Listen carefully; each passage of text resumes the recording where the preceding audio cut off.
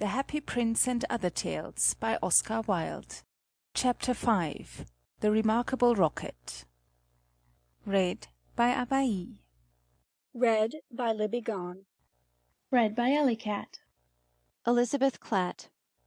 Read by Catalina Watt. Read by Beth Thomas. Read by Ariel Lipshaw. Read by Amanda Friday. Read by Rebecca Braunert Plunkett.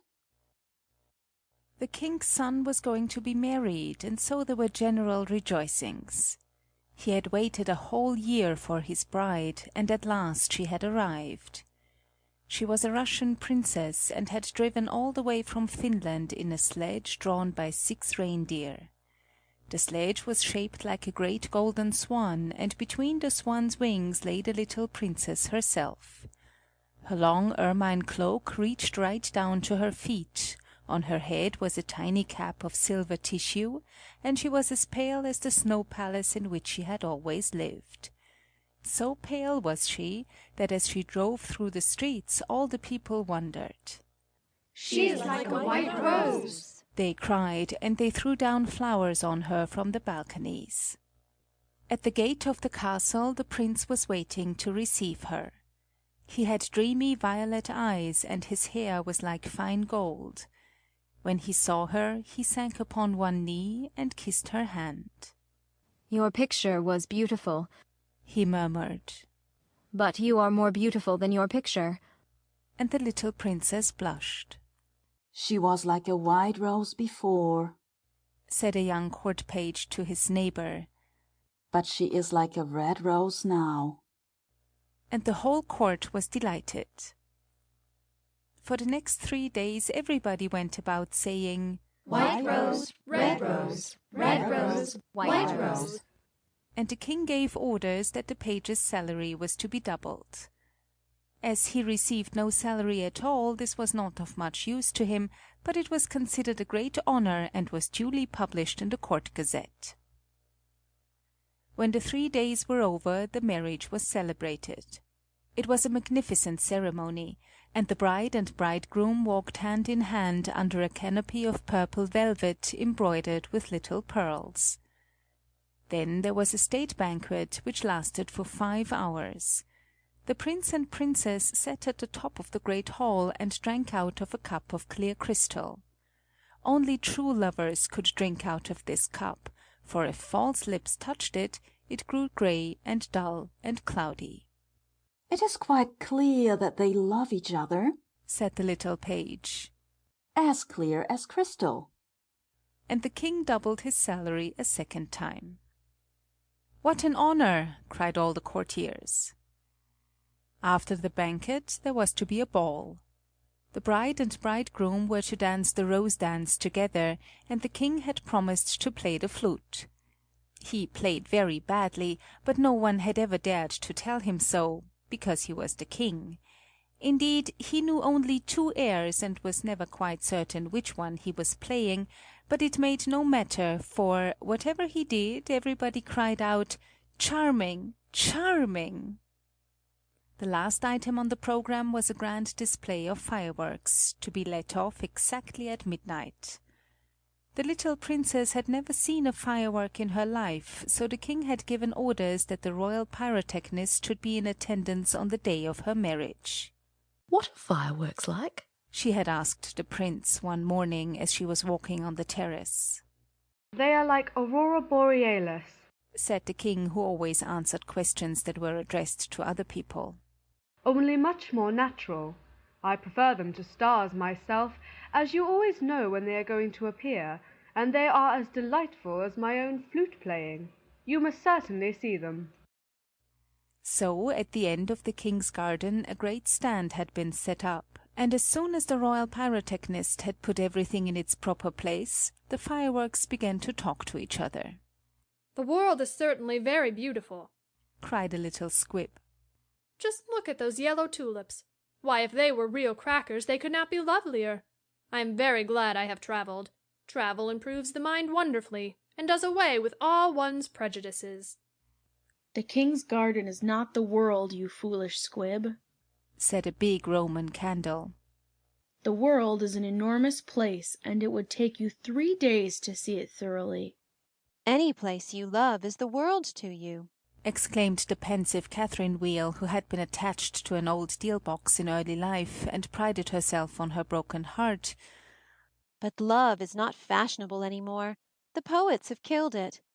They wrote so much about it that nobody believed them, and I am not surprised.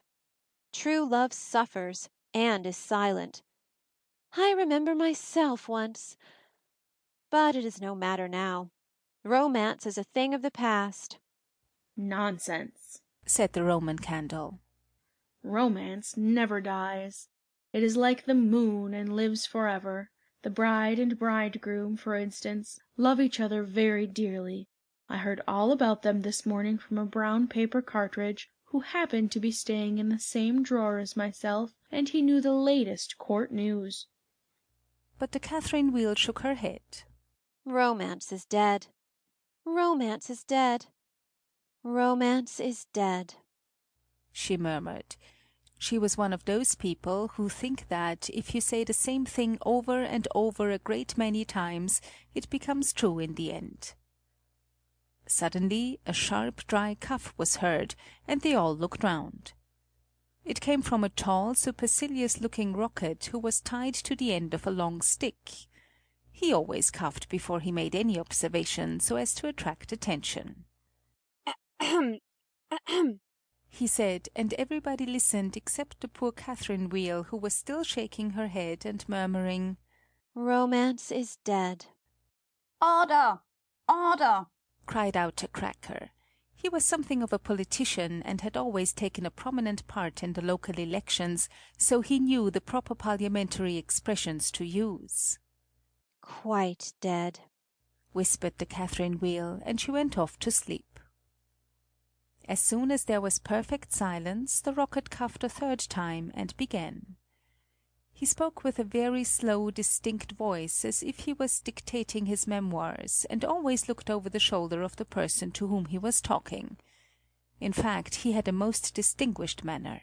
How fortunate it is for the king's son, he remarked, that he is to be married on the very day on which I am to be let off. Really, if it had been arranged beforehand, it could not have turned out better for him.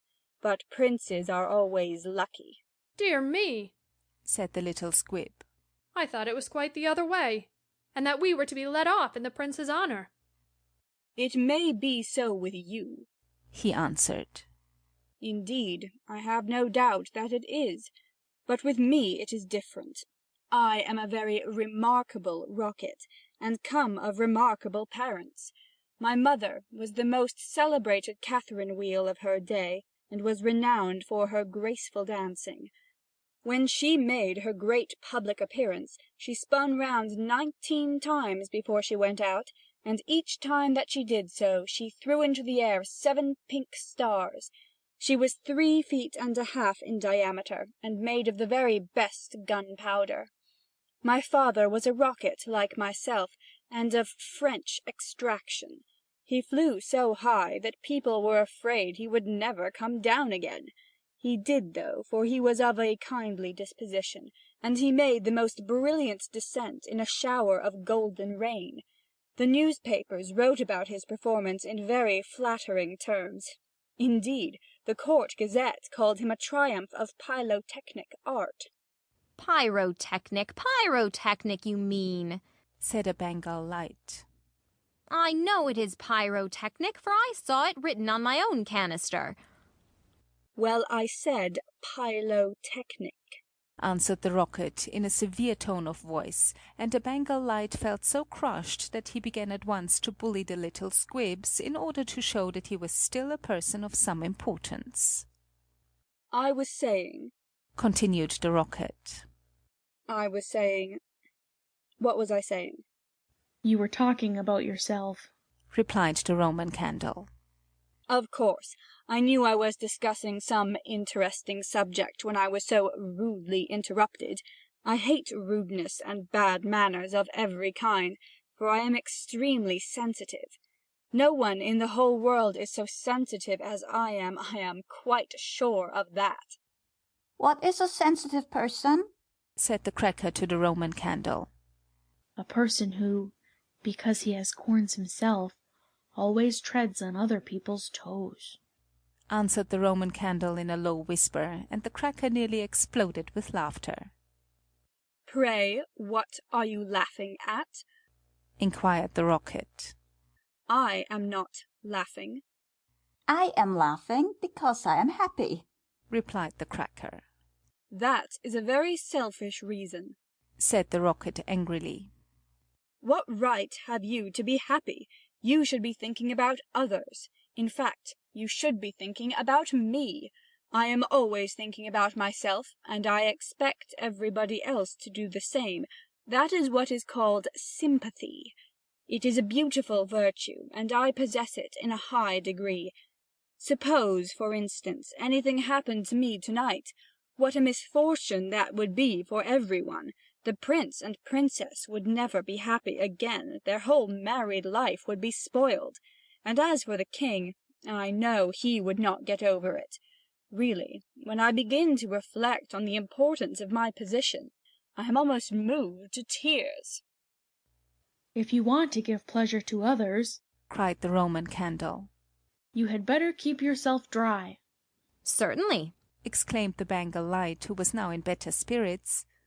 That is only common sense. Common sense, indeed, said the rocket indignantly. You forget that I am very uncommon and very remarkable. Why, anybody can have common sense, provided that they have no imagination. But I have imagination, for I never think of things as they really are. I always think of them as being quite different.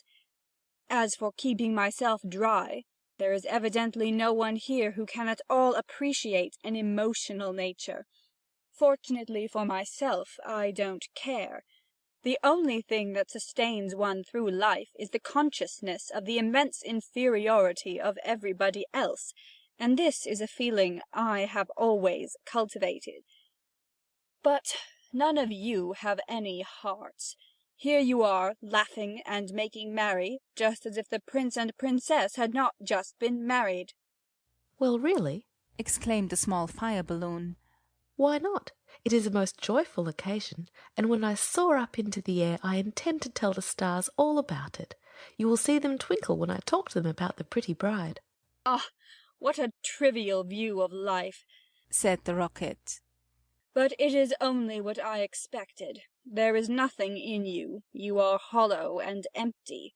Why, perhaps the prince and princess may go to live in a country where there is a deep river, and perhaps they may have one only son, a little fair-haired boy with violet eyes like the prince himself, and perhaps some day he may go out to walk with his nurse, and perhaps the nurse may go to sleep under a great elder tree, and perhaps the little boy may fall into the deep river and be drowned. What a terrible misfortune! Poor people, to lose their only son! It is really too dreadful. I shall never get over it. But they have not lost their only son, said the Roman candle. No misfortune has happened to them at all. I never said that they had, replied the rocket. I said that they might. If they lost their only son, there would be no use in saying anything more about the matter. I hate people who cry over spilt milk. But when I think that they might lose their only son, I certainly am much affected. You certainly are, cried the Bengal Light. In fact, you are the most affected person I ever met. You are the rudest person I ever met, said the rocket. And you cannot understand my friendship for the prince. Why, you don't even know him, growled the Roman candle. I never said I knew him, answered the rocket. I dare say that if I knew him I should not be his friend at all. It is a very dangerous thing to know one's friends. You had really better keep yourself dry, said the fire balloon. That is the important thing. Very important for you, I have no doubt, answered the rocket. But I shall weep if I choose. And he actually burst into real tears, which flowed down his stick like raindrops, and nearly drowned two little beetles who were just thinking of setting up house together and were looking for a nice dry spot to live in. He must have a truly romantic nature, said the Catherine Wheel. For he weeps when there is nothing at all to weep about. And she heaved a deep sigh and thought about the deal box. But the Roman candle and the Bengal light were quite indignant and kept saying, "Humbug! Humbug!" at the top of their voices. They were extremely practical, and whenever they objected to anything, they called it humbug. Then the moon rose like a wonderful silver shield, and the stars began to shine, and a sound of music came from the palace. The prince and princess were leading the dance. They danced so beautifully that the tall white lilies peeped in at the windows and watched them, and the great red poppies nodded their heads and beat time. Then 10 o'clock struck, and then 11, and then 12, and at the last stroke of midnight everyone came out on the terrace, and the king sent for the royal pyrotechnist. "Let the fireworks begin," said the king, and the royal pyrotechnist made a low bow and marched down to the end of the garden. He had 6 attendants with him, each of whom carried a lighted torch at the end of a long pole. It was certainly a magnificent display. Whiz! Whiz! went the Catherine Wheel as she spun round and round. Boom! Boom! went the Roman candle. Then the squibs danced all over the place, and the Bengal lights made everything look scarlet.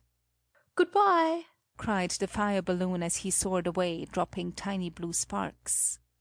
Bang! Bang! answered the crackers, who were enjoying themselves immensely. Everyone was a great success except the remarkable rocket.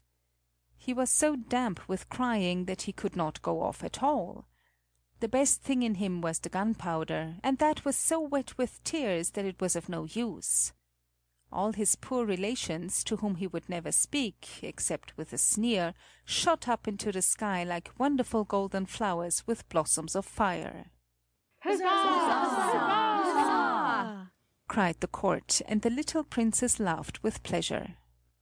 I suppose they are reserving me for some grand occasion, said the rocket. No doubt that is what it means. And he looked more supercilious than ever. The next day the workmen came to put everything tidy. This is evidently a deputation, said the rocket. I will receive them with becoming dignity. So he put his nose in the air and began to frown severely, as if he were thinking about some very important subject. But they took no notice of him at all till they were just going away. Then one of them caught sight of him. "Hallo!" he cried. "What a bad rocket!" And he threw him over the wall into the ditch. Bad rocket? Bad rocket? he said as he whirled through the air. Impossible! Grand rocket, that is what the man said. Bad and grand sound very much the same. Indeed, they often are the same. And he fell into the mud. It is not very comfortable here, he remarked. But no doubt it is some fashionable watering place, and they have sent me away to recruit my health. My nerves are certainly very much shattered, and I require rest. Then a little frog with bright jewelled eyes and a green mottled coat swam up to him. "A new arrival, I see," said the frog. "Well, after all, there is nothing like mud. Give me rainy weather and a ditch, and I am quite happy. Do you think it will be a wet afternoon? I am sure I hope so, but the sky is quite blue and cloudless. What a pity!" Ahem! Ahem! said the rocket, and he began to cough. "What a delightful voice you have!" cried the frog. "Really, it is quite like a croak, and croaking is of course the most musical sound in the world. You will hear our glee club this evening. We sit in the old duck pond close by the farmer's house, and as soon as the moon rises we begin. It is so entrancing that everybody lies awake to listen to us. In fact, it was only yesterday that I heard the farmer's wife say to her mother that she could not get a wink of sleep at night on account of us. It is most gratifying to find oneself so popular. Ahem! Ahem! said the Rocket angrily. He was very much annoyed that he could not get a word in. A delightful voice, certainly, Continued the Frog. I hope you will come over to the duck pond. I am off to look for my daughters. I have 6 beautiful daughters, and I am so afraid that Pike may meet them. He is a perfect monster, and would have no hesitation in breakfasting off them. Well, good-bye. I've enjoyed our conversation very much, I assure you. Conversation, indeed, said the Rocket. You have talked the whole time yourself. That is not conversation. Somebody must listen, answered the Frog. And I like to do all the talking myself. It saves time and prevents arguments. But I like arguments, said the Rocket. I hope not, said the Frog complacently. Arguments are extremely vulgar, for everybody in good society holds exactly the same opinions. Goodbye a second time. I see my daughters in the distance. And the little Frog swam away. You are a very irritating person, said the Rocket. And very ill-bred. I hate people who talk about themselves as you do, when one wants to talk about oneself as I do. It is what I call selfishness, and selfishness is a most detestable thing, especially to anyone of my temperament, for I am well known for my sympathetic nature. In fact, you should take example by me. You could not possibly have a better model. Now that you have the chance, you had better avail yourself of it, for I am going back to court almost immediately. I am a great favourite at court. In fact, the prince and princess were married yesterday in my honour. Of course, you know nothing of these matters, for you are a provincial. There is no good talking to him, said a dragonfly who was sitting on the top of a large brown bulrush. No good at all, for he has gone away. Well, that is his loss, not mine, answered the Rocket. I am not going to stop talking to him merely because he pays no attention. I like hearing myself talk. It is one of my greatest pleasures. I often have long conversations all by myself, and I am so clever that sometimes I don't understand a single word of what I am saying. Then you should certainly lecture on philosophy, said the dragonfly, and he spread a pair of lovely gauze wings and soared away into the sky. How very silly of him not to stay here, said the Rocket. I am sure that he has not often got such a chance of improving his mind. However, I don't care a bit. Genius like mine is sure to be appreciated some day. And he sank down a little deeper into the mud. After some time a large white duck swam up to him. She had yellow legs and webbed feet, and was considered a great beauty on account of her waddle. Quack, quack, quack, she said. What a curious shape you are. May I ask, were you born like that, or is it the result of an accident?